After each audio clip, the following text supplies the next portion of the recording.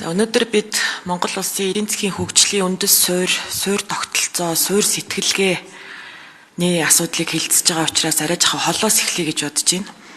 Монголчууд бид эрхчлөөнд хайртай ард түмэн.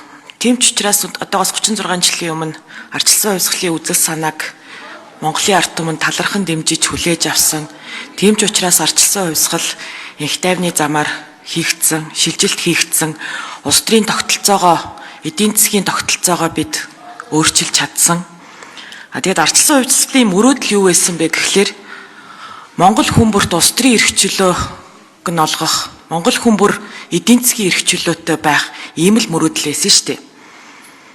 Тийм ч учраас монголчууд дэмжсэн. Тэгээд хүмүүр дор бүрнээ шударгаар хөдөлмөрлж чадвал сайн сайхан амьдралд хүрнэ гэсэн тийм итгэл үнэмшил, тийм мөрөөдлөөр бид нар одоо энэ ардчилсан хувьсгалын замналаар эхэлсэн тэр одоо энэ сүүлийн эдэн жилийг бол өнгөрөөж байна. Харамсалтай нь бид энэ бүхнээсээ сүүлийн эдэн жилд бол маш их ухарчаад байна. Уг нь бол Монгол улс Швейцар шиг хөгжин Азийн бар улс болно гэсэн тийм мөрөөдөл байсан нь талаар болчиход байна шүү дээ. Тэгээ өнөөдрийн бидний ярьж байгаа зүйл бол ерөөсөө л энэ авилгал хээл хахуул, хулгай зилгий бид ирээдүйдээ сайхан гой сайхан амьдран дор бүрнээ шин санал санаачлаг гаргаад гой бизнес эрхлээд дэлхийдээ өрсөлдөн энтер гэж огт ярихаа байцсан. Тэгэд бид бол ийм улс төрийн эрх чөлөөгүй тэгээд дээр нь эдийн засгийн эрх чөлөөгүй ийм л ард түмэн болчиход байна шүү дээ. Тэгээ өнөөдөр улсын хурал дээр бид нар ийм сайхан хууль оруулаад ирлээ. Түр бол ерөөсөө хувийн хвшилтэд өрсөлдөхгүй гэдэг зарчмыг бид нар хуульчлах гэж байна гэж ярих нь бол одоо бас нэг бодлын айгу харамсалтай санагтаад байна. Гэхдээ тэгж ярихаас өөр аргагүй байдалд орчлоо. Яагаад вэ гэхлээр зах зээл гэж ерөөсөө бас байхаа байчлаа. Монгол Ардын намын зарим дарга нар чөлөөт зах зээл байхгүй гэж зарлаад байсан. Тэр нь бол одоо үнэн болчлоо шүү дээ. Монголын эдийн засаг дотоодын нийт бүтээгдэхүүний 40% нь төсөв. Дахиад 20% нь төрийн өмчт компани л болсон. Өөр улс төрөөс өөр газар ерөөсөө өрсөлдөөн байхгүй. Хэн илүү том дарга болох вэ гэдэг өрсөлдөөн л явдаг боллоо. Тэгээ ийм нөхцөлд бид нар энэ хуулийг авч хилцэж байна.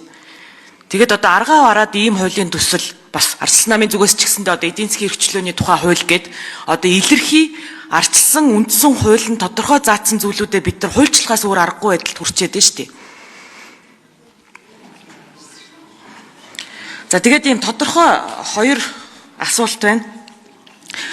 За засгийн газраас оруулж ирж байгаа бизнесийн эрх чөлөөний тухай хуулийг дагалдуулаад хоёр том хуулийн төсөл орж ирж байна гэж ойлгож байгаа. Зөвшөөрлийн тухай хууль, за мөн одоо хөрөнгө оруулалтын тухай хууль. Тэгээд зөвшөөрлийн тухай хуулийг дагалдаад одоо бараг 90 гаруй хуульд өөрчлөлт орж ийн л гэж юм л. Өнгөрсөн хугацаанд бид нар харин одоо 90 гаруй хуулиар одоо ингээд баахан тусгай зөвшөөрлүүд бий болгоод тэгээд ийм төрийн хүнд сурталыг нэмсэн байж штэ. За тэгээд энэ зөвшөөрлийн тухай хуулийг анх оруулж ирээд Улсын хурлын гишүүн их төвшин ахлаад нэг ажлын хэсэг ажилласан. За бас ийм хууль хоорондын нийцэл бас алдаа дутагдалт хийдлүүд байна гэсэн зүйл яригадаад тэгээд засгийн газар буцаан татаж авсан. За ажлын хэсгээс гарсан дүгнэлтүүдтэй холбоотойгоор хэр өөрчлөлт шинжилт хийгдсэн бэ? Засгийн газар буцааж одоо сая дагалдуулж оруулж ирэхдээ энэ асуудал дээр ямар арга хэмжээ авсан бэ гэсэн тодорхой асуулт байна. За хөрөнгө оруулалтын тухай хууль бол одоо ингээд шинээр дагалдаад ороод ирж байна. За үүнд бол нөгөө докторжуулалтын гэрчлэгээ гэдэг асуудал орж ирж байна. Ууг нь бол бидний бизнесийн эрх чөлөөний тухай хууль, эдийн засгийн эрх чөлөөний тухай хууль гэж батлах гээд байгаа нь цаашид түр ерөөсөө энэ эдийн засгт оролцохгүй. Тэгэхээр энэ докторжуулалт шаардлагагүй байх нөхцөлийг бүрдүүлэх гээд гадаадын хөрөнгө оруулалт Монгол улсын эдийн засгт ер нь ямар ач холбогдолтой талаар 3 тоо хэлье. Өнөөдөр Монгол улсын 4 суур татврын нэг аж ахуй нэгжийн орлогын татврын 24%-ийг гадаадын хөрөнгө оруулалтын аж ахуй нэгжүүд төлсөн татвар бүрдүүлж байна. Нийт Монгол улсын цалингийн сангийн 15%-ийг бүрдүүлж байна. Нийт нийгмийн даатгалын шимтгэл төлөлтийн 18%-ийг гадаадын хөрөнгө оруулалттай 4000 компани бүрдүүлж байгаа. За юу болж өнгөрвөө гэж зах зээлийн харилцаанд орсон өнгөрсөн хугацаанд бид асар их хүчин чармаалт гаргасан, дэлхийн нийтийн итгэлийг татсан, хөрөнгө оруулсан. Ялангуяа 2017 онд Монгол улс эдийн засгийн 17.5% хөргөж жилдээ 5 тэрбумын хөрөнгө оруулалт татдаг. Дараагийн Кувейт, Катар болно гэж дэлхийгээр шугажсэн хөрөнгө оруулалтын таатай орчинтой улс байсан. Тэр үед Монгол улсын татчихсан 5 тэрбум долларыг Төв Азийн Узбек, Казах, Киргиз гээд энэ 5 орнууд нийлээд хүрдэггүй байсан. Бид нар ингэж үнэлэгдэж байсан. Өнгөрсөн 30 жил бид нэг 50 тэрбумын хөрөнгө оруулалтыг татсан байна. 50 тэрбум долларын хөрөнгө оруулалт. Одоо Узбек улс дангаараа жилдээ 50 тэрбум долларын хөрөнгө оруулалтыг татдаг болсон байна. Энд юу вэ гэвэл бид нар бодлогын томоохон алдаанууд хийгдсэн байна л гэж үздэг. Шулуухан хэлэхэд 2012-оос 16 оны үед хөрөнгө оруулалт эдийн засаг 17 дахин унаж, валютын нөөц тэг болж, хууль эрх зүйн өөрчлөлттэй холбоотойгоор гадаадын хөрөнгө оруулалт Монголоос гарсан. Энийг засах гэсэн 10 жилийн тасралтгүй хөтөлбөрийн үр дүнд сүүлийн жилүүд хөрөнгө оруулалтын очин сайжирж байна. Бид улам сайжруулж боловсронгуй болох шаардлагатай байна. Түрүүн хэлсэн хөрөнгө оруулалт Монголын эдийн засагт ямар их нөлөөлөл үзүүлж байгаа. Сайн нөлөө, шинэ ажлын байр, шинэ технологи, шинэ эдийн засаг, шинэ орлогыг бүрдүүлж байгааг бид нэг үеуд бол нэлээд сайн ойлгодог болсон. Ийм хөрөнгө оруулалтын орчингоо сайжруулад Монгол улс олон улсад нээлттэй орон болох ёстой. Харамсалтай нь одоо дотоодын улс төрчлөлттэй холбоотойгоор бид нар бий болсон нөөцөө ашиглаж чадахгүй байна. Үндсэндээ социализм үед бий болсон нөөцийн тодорхой хэсгийг ашиглаад өдий хүрлээ.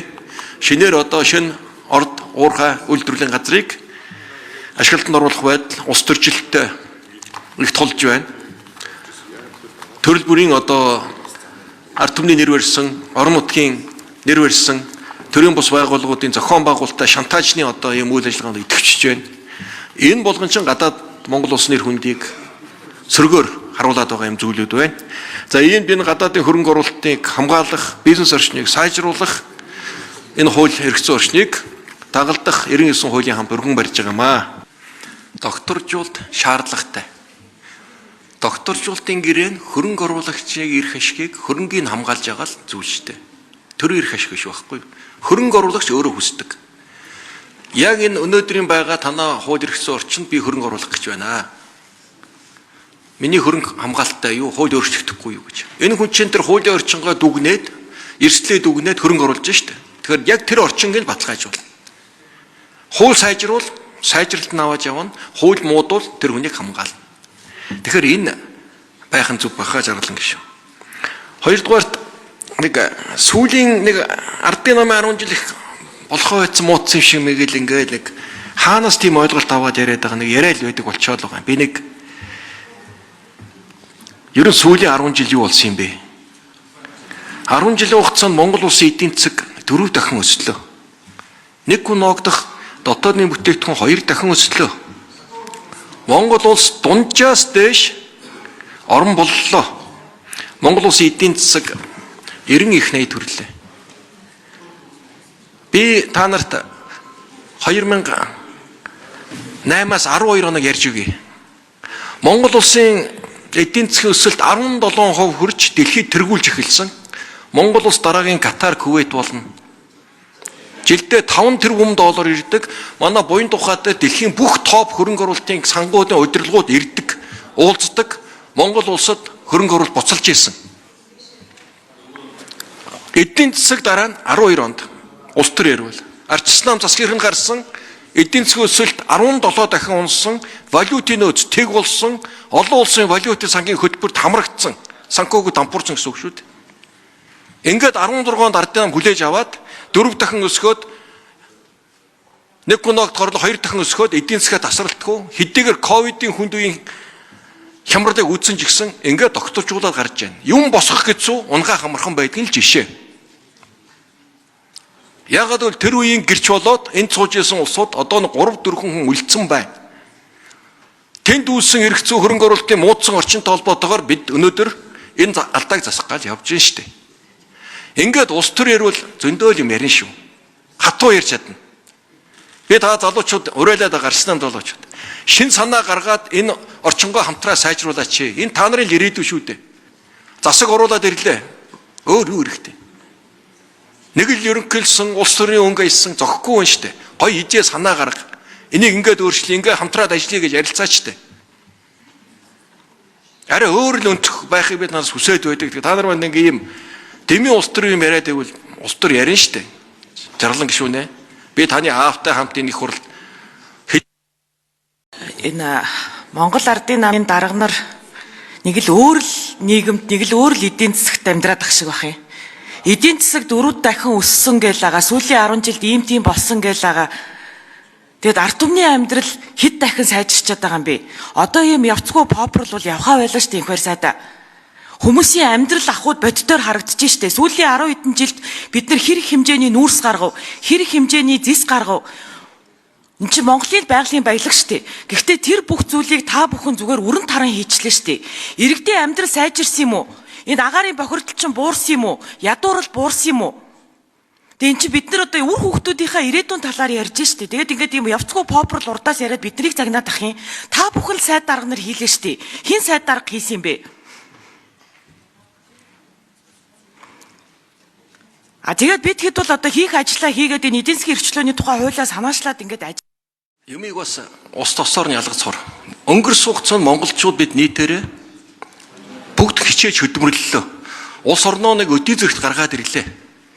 Нэг хүн ногдох орлогч нь байж байгаагаар би танилцуулна шүү. $400 тэрбум $400 хүрдэггүй байлаа шүү дээ. Өнөөдөр $7300 хүрчээд бид нар дундаж хөгжилтэй орны асуудал ярьж байна шүү дээ. Улаанбаатар дархан дүнгээс илүү засмал замгүй байсан. Өнөөдөр 21 аймгийн холбочоод 130-аас сум засмал замтай холбогдоод байна. Монгол улсын бүх сумыг эрчим хүчинд холбоо дууслаа. Гэхдээ саяхан үлдэр бид нар өдөртөө 2-3 цаг ирдэг дизелийн тогтоол амьдарч байсан ард түмэн шүү дээ. Нэгдсэн системийг угсраад дууслаа. Хүний дундаж нас 10 гаруй насаар нэмэгдлээ. Энийг цаанчин амьдралын чанар, эдийн засгийн өсөлт, нийгмийн боловсрол маш олон зүйлийн өсөлт гарлаа шүү дээ.